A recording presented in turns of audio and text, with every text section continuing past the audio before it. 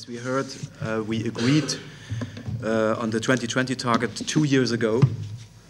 And for me, it's the question, do we have really enough new informations and enough new data on the table to touch a compromise, what we achieved 2 years ago? And the number itself, 147, shows how difficult and complicated it was to achieve this compromise inside of the Parliament and within the institutions.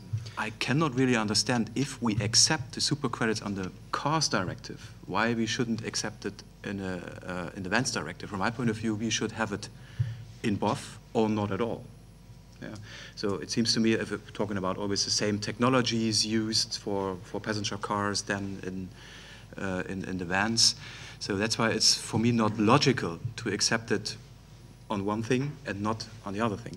Yeah. So it's just a question of better regulation. We confirmed 147 grams per kilometer as the 2020 target for vans. According to our impact assessment and the updated cost curves, which you can see on the slides, the green cost curve is the newest one concerning achievement of the 2020 target.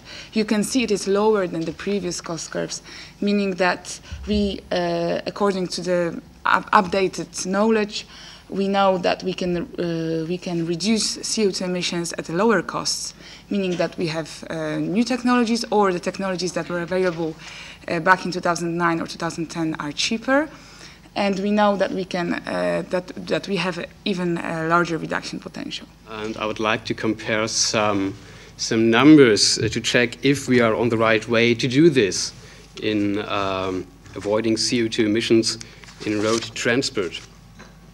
There is a very remarkable consideration by the Commission too in its report on the state of the European carbon market in 2012. There the Commission considers to extend the scope of the EU ETS to include inter alia road transport.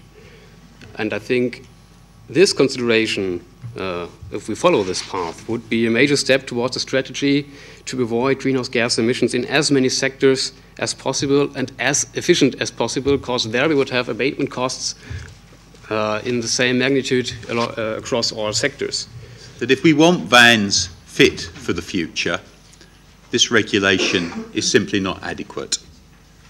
We need a stronger target, and we can afford a stronger target, and more importantly, a stronger target equivalent to that from cars will deliver real benefits for business.